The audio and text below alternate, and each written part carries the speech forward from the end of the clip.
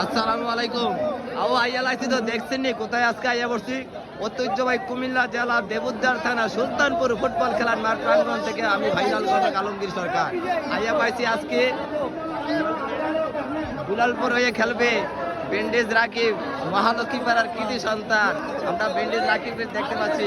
আজকে আপনার দল ইনশাল্লাহ আপনার মতামত কি ইনশাল্লাহ জয়লাভ করতে পারবে কিনা? ইনশাল্লাহ আমাদের টিম অনেক ভালো আছে, আমরা ভালো হলে ইনশাল্লাহ জয় মারতে উনি বলতেছেন দুলালপুরের আজকে জয় নিয়ে মাঠ ছাড়বে বেন্ডেজ রাকিব, মহালক্ষ্মী পাড়ার গর্ব, মহালক্ষ্মী পাড়ার কৃতি সন্তান।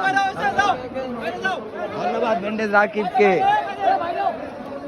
দুলালপুরের খেলোয়াড় কি নাম না? তানজিদ দুলালপুরে খেলবে, মাঠ পাঠাবে আজকে। দেখা যাক দুলালপুরে আজকে জয়লাভ করতে পারলে ইনশাল্লাহ স্বপ্নের ফাইনালে চলে যাবে। আর দেখতে পাচ্ছেন আমার সাথে আমারে যারা আমির সাহেব বলেন। আর এখানে দুলালপুর হয়ে দুলালপুরের মেম্বার সাহেব বিলাল মেম্বার সাহেব এসে গেছেন। বিলাল মেম্বারের কাছ থেকে আজকে মতামত জানবো ওনার দল দুলালপুর আজকে তারা জয়লাভ করতে পারবে কিনা। আর জয়লাভ করতে পারলে তারা কিন্তু স্বপ্নের ফাইনালে চলে যাবে। তাদের প্রতিপক্ষ হবে ফতেহাবাদ একাদশ। জি ইনশাল্লাহ আপনার দল আজকে কেমন ইনশাল্লাহ জয়লাভ করতে পারবে কিনা? ইনশাল্লাহ আমরা ভালো একটা টিম নিয়ে আসছি। জি আমরা সুলতানপুরবাসীকে সকল দর্শককে আমরা ভালো একটা খেলা আজকে উপহার দেব। জি। আর আমরা আশাবাদী যে আমরা আল্লাহর মধ্যে জয়লাভ করবো আজকে।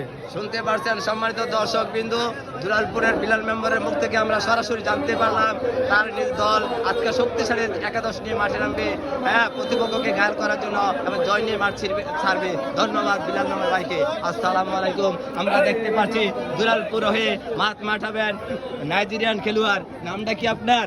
নাম ইব্রাহিম।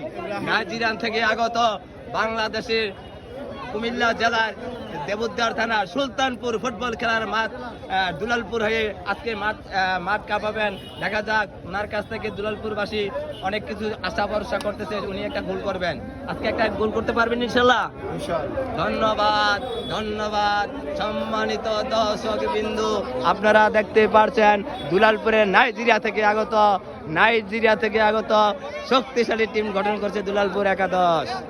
দেখা যাক যে দল জয়লাভ করবে তারা কিন্তু স্বপ্নের ফাইনালে চলে যাবে।